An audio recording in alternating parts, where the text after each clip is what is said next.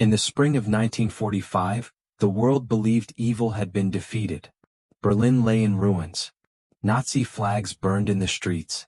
Adolf Hitler was dead, and Europe stood silent, surrounded by the wreckage of a war that had consumed more than 50 million lives. History was supposed to end here, with justice, accountability, and a clear line between right and wrong. But that ending was a lie. Because while the world celebrated victory, the United States was already doing something it would deny for decades. Deep inside bombed-out cities, beneath collapsed factories, and within hidden underground bunkers, American intelligence officers were moving fast, and in total secrecy. They weren't searching for Nazi leaders to put on trial. They were racing to find the minds behind Hitler's most terrifying weapons. Missiles that reached the edge of space. Jets years ahead of Allied technology. Chemical weapons never used because they were too deadly. Medical data extracted from human suffering. And as these discoveries piled up, a decision was made that would change the future of warfare, science, and American power forever. A decision that asked a question no victorious nation wanted to face. What if the enemy's greatest criminals were also its greatest assets? Long before the world realized how close Nazi Germany came to reshaping modern warfare, the Reich had already built a scientific empire hidden beneath forests, mountains, and innocent-looking research facilities. From the very beginning, Adolf Hitler believed that technology could compensate for manpower.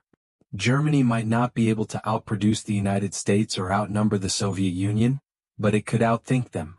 And so, while the world focused on tanks and infantry, the Nazis quietly invested in something far more dangerous: breakthrough science. Entire towns were repurposed for research. Engineers were given unlimited budgets, political immunity, and direct access to the highest levels of command. Failure was unacceptable. Success meant prestige, protection, and power. The crown jewel of this empire was Piedmont, a remote research complex on the Baltic coast. Officially, it did not exist. On maps, it was nothing more than a blank stretch of land. In reality, it was the birthplace of the future. Here, German scientists achieved something no nation had ever done before. They built the world's first ballistic missile. The V-2 rocket was not just a weapon, it was a technological leap centuries ahead of its time. It traveled faster than sound. It crossed the edge of space. There was no defense against it. No warning. No interception. When it struck London and Antwerp, people heard the explosion after the impact. Death arrived before sound. But the V-2 was only one piece of the puzzle. Germany also developed jet-powered fighter aircraft, years before Allied jets were operational. Advanced submarine technology that could remain submerged far longer than any enemy vessel. Chemical weapons, including nerve agents so lethal they were never deployed out of fear of retaliation. Early research into guided missiles, cruise weapons, and spaceflight. These projects were not theoretical experiments. They worked. And the cost was horrific. To fuel this technological explosion, the Nazis used forced labor. Concentration camp prisoners were transported to underground factories carved into mountains. At places like Mittelbau-Dora, prisoners worked until they collapsed. Starvation, disease, beatings, and executions were routine. More people died building the V-2 rockets than were killed by them. By 1944, Allied intelligence finally began to understand the scope of what Germany had created. Reconnaissance photos revealed massive underground complexes. Captured documents described weapon systems beyond anything the Allies possessed. The war was being lost by Germany, but the science was winning. And as the Reich began to collapse, a terrifying realization set in. These scientists were still alive. Their knowledge still existed. And whoever got to them first would shape the next century. By the time Berlin fell, the alliance between the United States and the Soviet Union was already unraveling. They had fought together, but never trusted each other. As Allied troops pushed into Germany from the west and Soviet forces advanced from the east, something unseen was happening beneath the surface. A silent race began, not for territory but for minds. Both sides knew the truth. The next war would not be fought with rifles. It would be fought with rockets, nuclear weapons, and technology so advanced that conventional armies would become obsolete. The Soviet Union understood this perfectly. Stalin issued direct orders to seize German scientists, engineers and technical specialists, by any means necessary. Entire laboratories were dismantled overnight. Trainloads of scientists and their families were forcibly relocated east, sometimes without explanation, sometimes at gunpoint. For the United States, this created panic. American intelligence reports warned that if the Soviets gained exclusive access to German missile and aerospace research, the balance of power would shift permanently. The Cold War had not yet been named, but it had already begun. At the same time, American leaders faced a moral nightmare. Many of the scientists responsible for these breakthroughs were Nazis. Some were party members. Some were SS officers. Some had directly overseen programs built on slave labor and human suffering. Only months earlier, the United States had stood at Nuremberg, prosecuting Nazi leaders for crimes against humanity. Now those same crimes stood in the way of something Washington desperately wanted: justice, or survival. Military planners argued relentlessly. They warned that rejecting German scientists would not punish them, it would simply hand them to the Soviets. And a Soviet Union armed with German rocket technology was a future the United States could not afford. Slowly the debate shifted. The language changed. War criminals became assets. Atrocities became complications. Moral absolutes became strategic considerations. The Cold War did not begin with a declaration. It began with a compromise. Behind closed doors, American officials made a decision that would never be announced publicly, never debated openly, and never fully acknowledged for decades. They would take the scientists, not some of them, all of them they could get. And to do that, they would need secrecy, deception, and a willingness to rewrite the past. This decision would soon become known as Operation Paperclip. And once it began, there would be no turning back. The decision was never announced. There was no press conference, no vote, no public debate. Instead, it unfolded quietly through classified memos, intelligence briefings, and closed-door meetings in Washington. In late 1945, the United States formally began what would later be known as Operation Paperclip. The name sounded harmless, bureaucratic, almost mundane. It referred to the simple act of attaching a paperclip to a scientist's file, marking them as approved for recruitment. But what those paperclips represented was anything but ordinary. Each clipped file meant that a former Nazi scientist had been cleared, sometimes temporarily, sometimes permanently, to be brought into the United States. Cleared not because they were innocent, but because they were useful. American intelligence officers working in occupied Germany were given a mission with absolute urgency: identify, secure, and extract German scientists before the Soviets could reach them. Teams scoured universities, factories, military bases, and underground facilities. They interrogated engineers, tracked down researchers in hiding, and followed rumors into forests and mountain tunnels. The race was frantic. Soviet forces were only miles away in many regions. Entire laboratories were being dismantled overnight. Some scientists attempted to surrender directly to American troops, believing, correctly, that they would receive better treatment in the West. But there was a problem. Many of the men being targeted were deeply compromised. They had worn Nazi uniforms. They had sworn loyalty to Hitler. Some had overseen programs built on forced labor. Others had signed off on experiments that killed prisoners. Official U.S. policy stated clearly that war criminals were not eligible for recruitment. So the policy was quietly bypassed. Files were rewritten. Biographies were sanitized. Nazi party memberships were reclassified as nominal. SS ranks were omitted. Witness statements were ignored. In some cases, intelligence officers explicitly warned Washington about the crimes tied to certain individuals. Washington approved them anyway. By 1947, Operation Paperclip had expanded far beyond its original scope. What began as a temporary intelligence operation became a long-term strategy. Scientists were flown to the United States with their families. They were given housing, salaries, and positions within military research facilities. Some were placed in Texas. Others in Ohio, New Mexico, Alabama, and California. The American public was told nothing. Behind the scenes, officials understood exactly what they were doing. They were not just importing scientists. They were importing the technological future of the Third Reich. No individual embodied Operation Paperclip more than Wernher von Braun. To American officials he was a prize beyond measure, a man whose intellect alone could reshape the balance of global power. To the victims of Nazi forced labor he was something far darker. Von Braun had been obsessed with rockets since childhood. Spaceflight, not warfare, was his passion, or so he claimed. But under the Nazi regime, rockets became weapons and von Braun became indispensable. At Peenemünde, he led the development of the V-2 rocket, the world's first long-range guided ballistic missile. The V-2 was revolutionary. It flew faster than sound. It crossed into the upper atmosphere. No defense system on Earth could stop it. But the rockets were built at a cost few Americans initially understood. Production was moved underground to avoid Allied bombing, to a facility connected to the Mittelbau-Dora concentration camp. Prisoners worked in darkness, starvation, and terror. Thousands died constructing the very rockets that would later be celebrated as engineering marvels. Von Braun visited the facility. He knew. Yet when American troops captured him and his team in 1945, none of that stopped what came next.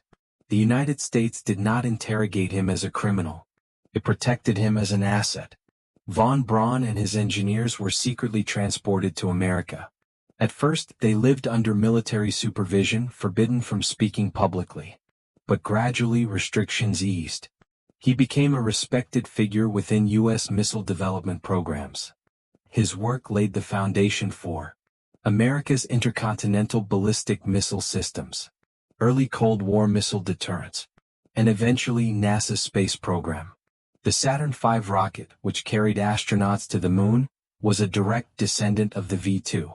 When Americans watched the Apollo missions on television, cheering as humans stepped onto the lunar surface, few realized that the technology powering that triumph had roots in Nazi Germany, and in human suffering. Von Braun reinvented himself masterfully. He appeared on television. He spoke about peaceful space exploration. He became a symbol of American ingenuity. The past followed him, but it never caught him.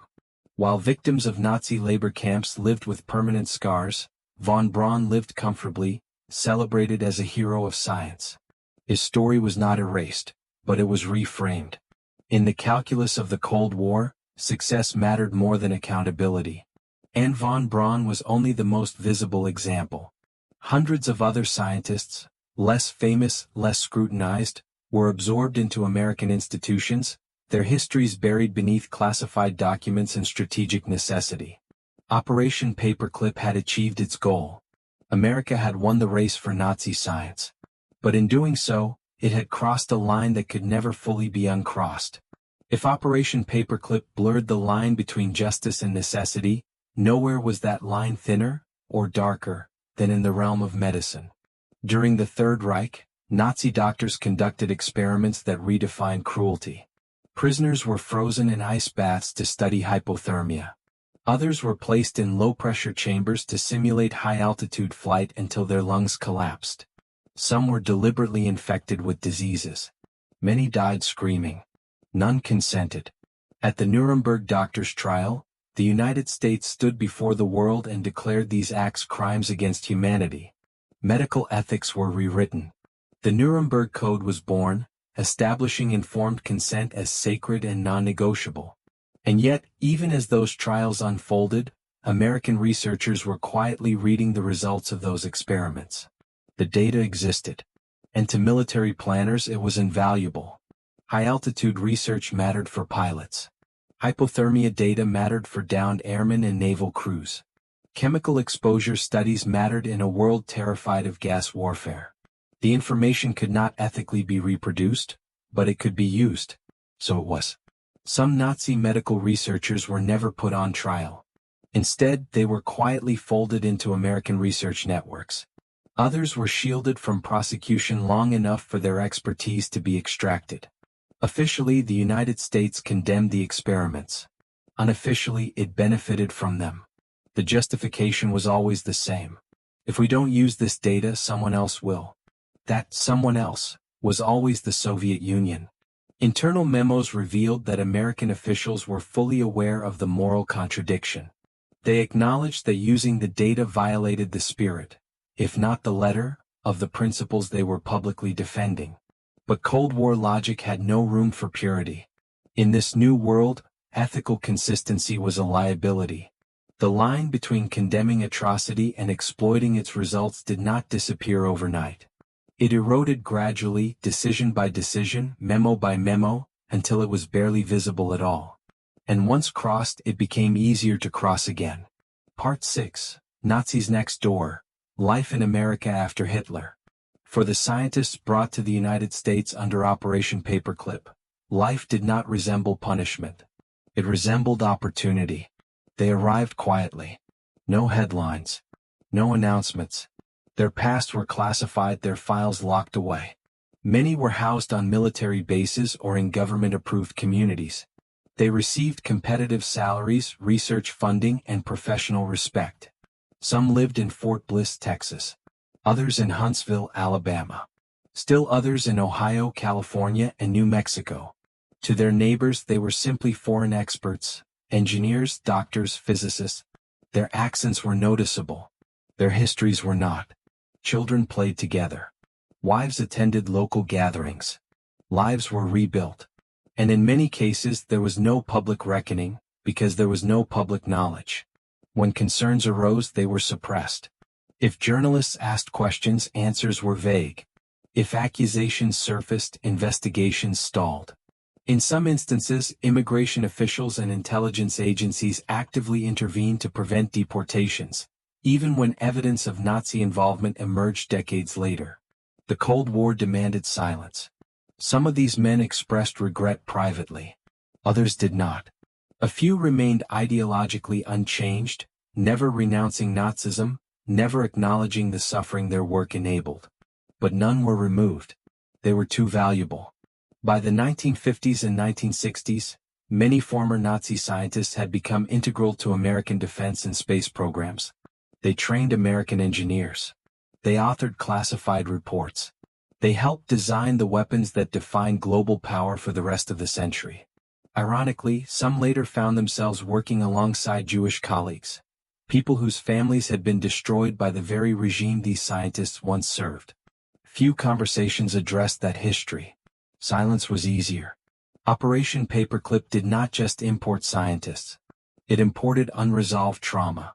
And it buried it beneath progress. America gained technological dominance. But it also inherited moral ambiguity. And that ambiguity would not remain hidden forever. Because secrets of this scale do not stay buried. They wait.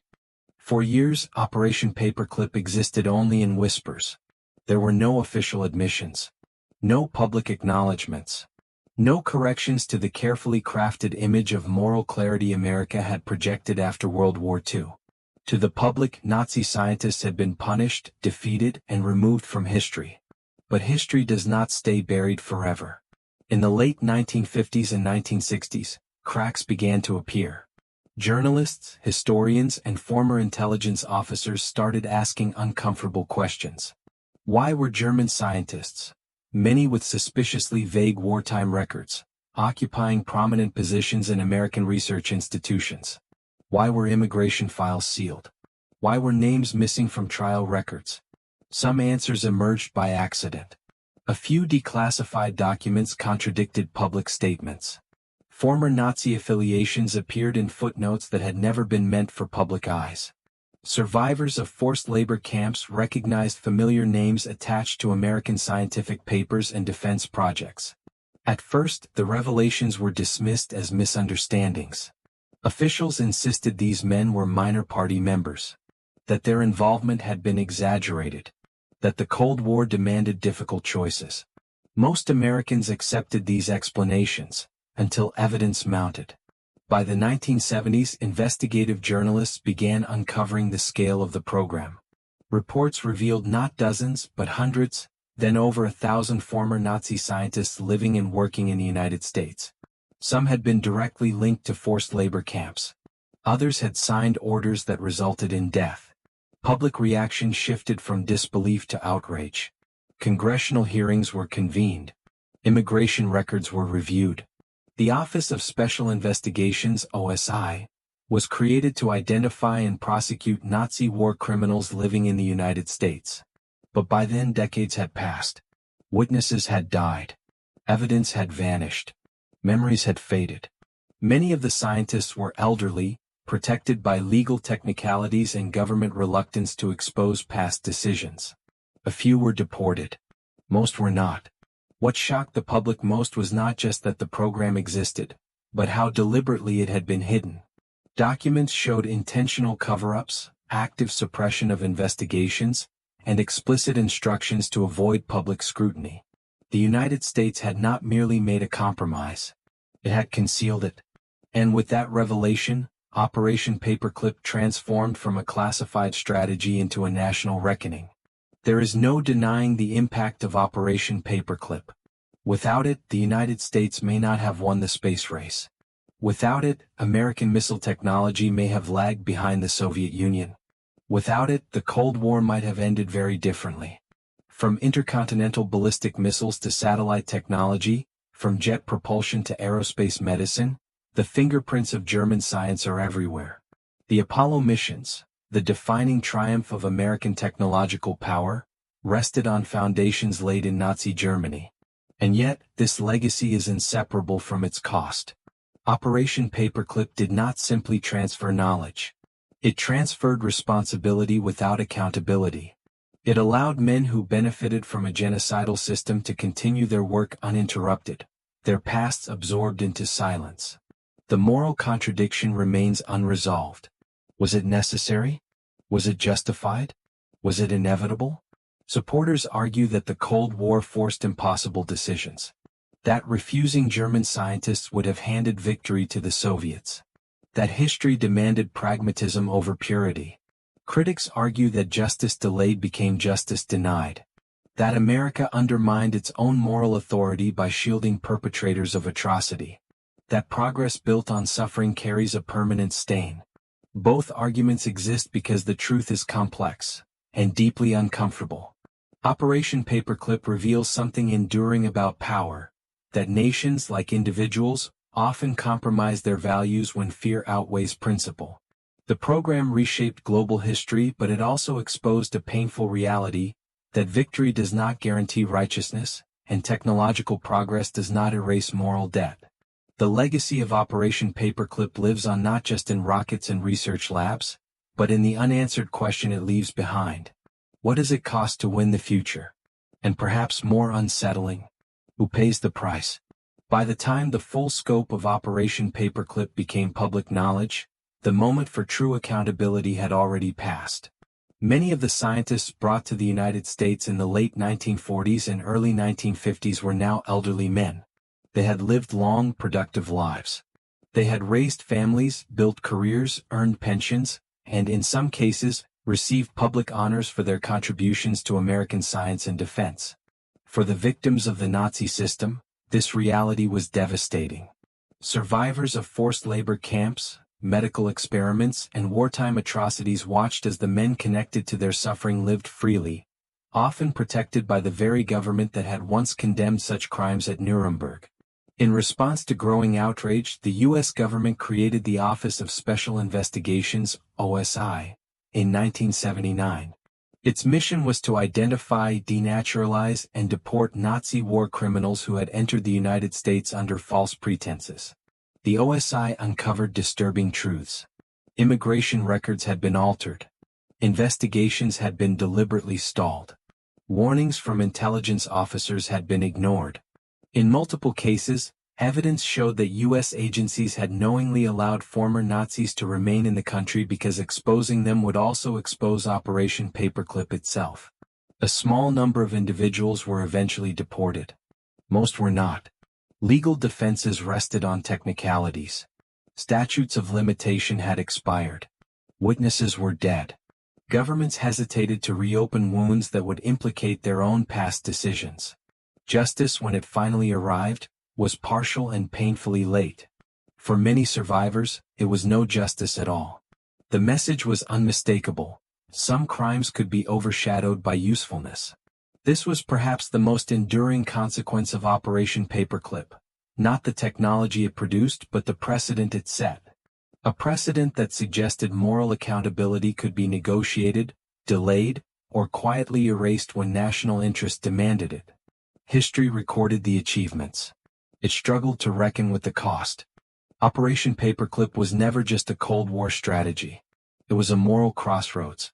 At a moment when the world demanded clarity, when humanity looked to its victors to define justice after unprecedented atrocity, the United States chose pragmatism over principle.